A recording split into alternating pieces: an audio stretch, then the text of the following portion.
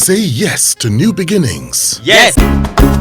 Say yes to new beginnings. Yes. Say yes to. Yeah. So how did you feel, eventually, when the twins came? I mean, they came first before you. Now, the twins are Taya and Kende, right? What are their English names? Iri and Ore. Yeah, we call them Iri and Ore. But traditionally, they are Taiwo and Kende. Okay. Yeah. So my question is, how did you feel with the eventual, arrival of the twins? Okay. So let me just do. First and foremost, when the twins came, I had postpartum depression. Okay. I was paranoid around the twins. You can't carry my child. You can't touch my child. Just leave my child. It's just me and my children. And again, I also paranoid around them. I didn't even appreciate. No, the trauma was so much that when the joy came, I couldn't feel it easily. So, but I had my baby in the hospital then, and then we had Igbo. So I wanted a boy and a girl. So when the baby came alive and they were both boys, I was like, boys, no, now you guys now, no swag now. How will I dress? Because I was already thinking of how I would dress the girl and all that. I lost the girl. And then the nurses would come, the Igbos, like, Mama Ejima, God bless you with 2 boys. In fact, 2 men. You, 2 men. The way they say it, and I begin to feel it. Like, man, it's a big deal that God bless you with 2 boys. And then I decided that I was not going to work. So I think when they were 3 months, I wanted to put them in crèche so that I can go back to work. And then I looked at around the crèche. I was still coming out. I was just coming out of my depression then. And then I felt that 1 carer to 8 children, no way. Went out that crèche, which was very expensive. 1 carer to 4, 1 caregiver to 4 children. I was like, even me that I'm the owner, I'm taking care of 2. You are saying it's stressful. How can one person that is not the owner now take care of 4? And I said, no way. And then I decided to shut down my career. And for 13 years, my brother, I didn't do 8 to 5 job because I need to sit with those boys. I prayed for them, I waited for them, I begged God for them, and I feel they deserve all the attention. So I stayed back with them. And 13 years now, since I had my first daughter actually. So now the twins are, let's say for 12 years now, with the pregnancy time and everything, 12 years plus, I'm done. I'm not done in caring for them, but now they've moved to boarding school. I can pick my career back. I can do things the way I want to do. But for those 12 years, nothing.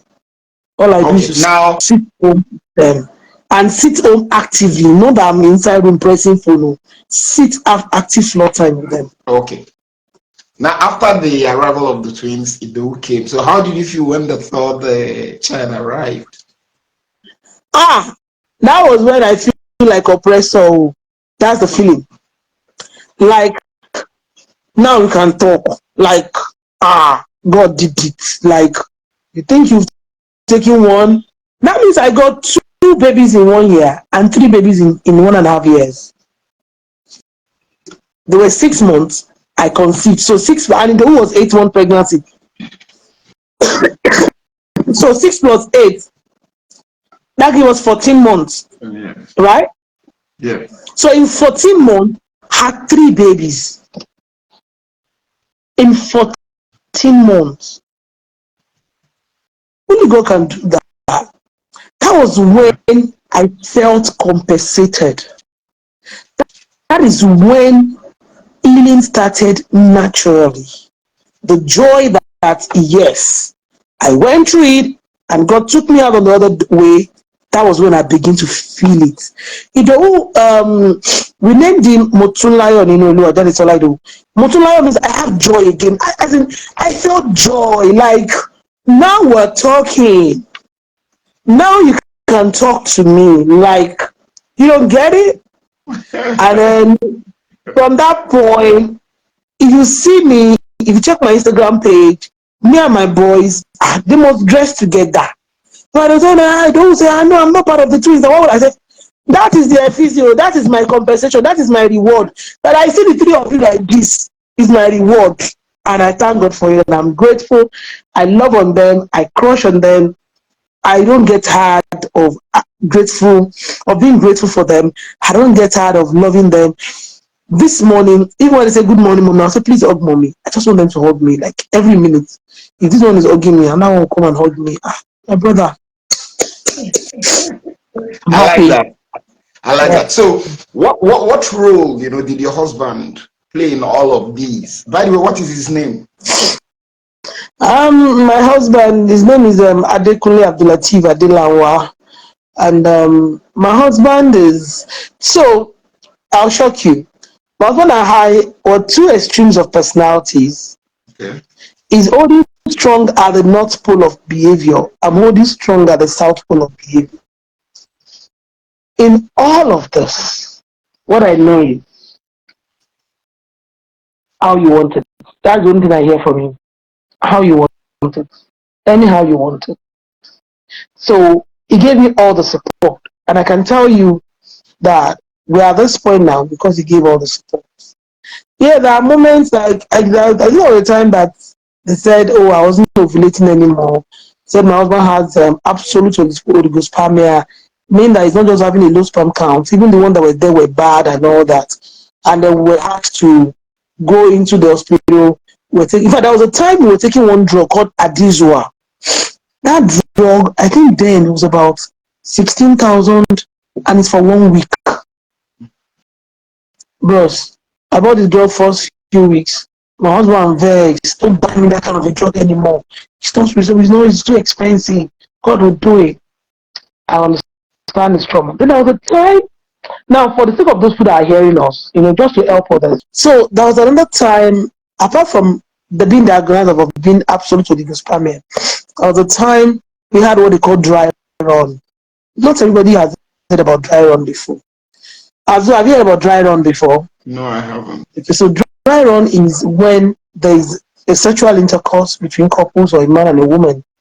The man had orgasm, but there was no one drop of sperm. Everything is dry. We experienced that at some point, and doctors said they gave the name, and so they said you have to take medications for that and all that. And then my husband, I always tell people, was so supportive. We were told that alcohol affects conception. My husband has to stop drinking. Of course, I also stopped drinking. A lot of people can't sacrifice that much. You understand? Hanging out has to come down. I'm saying it the way it is so that for others who want to actually learn from it, if you can have that, it's nice. Then for conception with a man, they'll tell you that when there is an ejaculation or something, the sperm cells are released. It takes the man some number of days to build again. You get it? So imagine the time you are waiting for the man to build. The man now went and supplied side chick or went outside. How will you feel? So that period, my husband gave it to me, and there was no.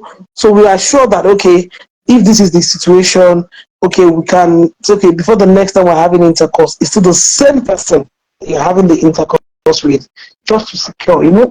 All these things are. You may say it doesn't count, but I mean, fulfilling all righteousness, we did all of that. My husband was so supportive in that way. Then the one I love most is when I was in the hospital, 5.5 months. He stays home alone. My husband is by my bed 7 a.m. in the morning. Don't mix it up. My husband is not that nice, so he might be on this live, maybe, but I share the link with him. I told him, I said, see, even though I don't want to have a baby anymore, but because of the way you take care of me when I'm pregnant, I want to have another child though, so that you still pamper your daughter me. If I sleep and I just turn, my husband is awake. What's wrong with you? Are you okay? Are you this? Then I like that one that is by my bed 7 a.m. in the morning. And with pregnancy, late pregnancy, I wasn't sleeping well. So early in the morning is when I'm trying to catch a nap. Will come, maybe he has taken my clothes home to wash. He'll bring my clothes, bring my underwear, bring me water, bring me food, and drop him on my bed and drop a lovely note. Just short, maybe 3 lines. Excuse me, I came to check on you. You're still sleeping. Sleep my sleep. Dream my dream. We'll leave our world together. Things like that. And I woke up and I'm like, oh my God, this is really sweet. I And like that. then, I like and that. then yeah, and then everything I like was what he was providing. You know, pregnancy. I at the point. So before I conceived, people told me that if you eat yam, you have twins. Because I ate yam. I ate yam. Then I could, I'm a scientist, and I could prove it because history has with people who eat yam, villages where they eat yam in Yoruba land, in Igbo land, in Calabar, they have twins. So I was eating yam. So I ate yam in different varieties. So yam and egg sauce is breakfast. Interesting. Yes. In the afternoon,